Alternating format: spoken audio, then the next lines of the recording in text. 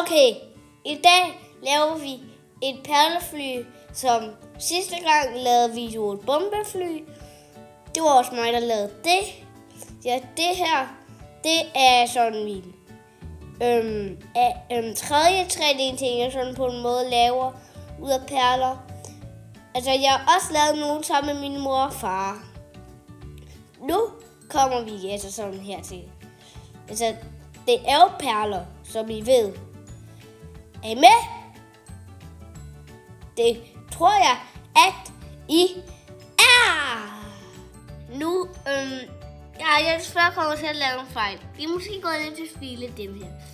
Vi har klaret det godt. Okay, de her, det er bare farvel og i skraldespanden. Det her, det er yes. Vi starter med at sætte den her her. Det er lidt gået, som er gået lidt galt. Det har jeg klaret.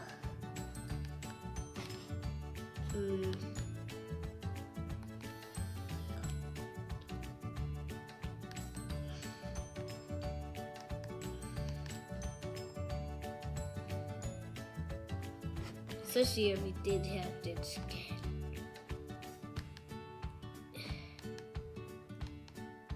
Der.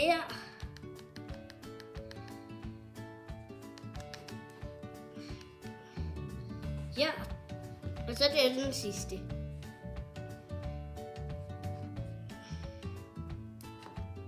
Så. Det er det bare det første vers. Så kommer vi de her. De skal klikkes ind lige der.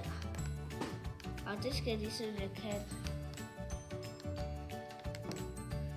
Vi sætter den her på, og nu skal vi lige se den anden, hvor det gik.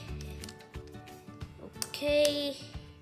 Nu er det det. Så det er bare det sidste, vi mangler.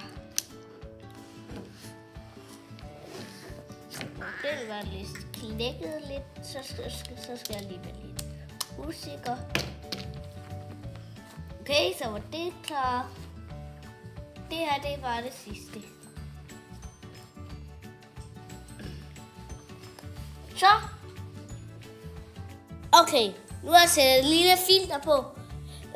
Så nu ligner det en tegning. Altså, jeg håber sådan, I tager med.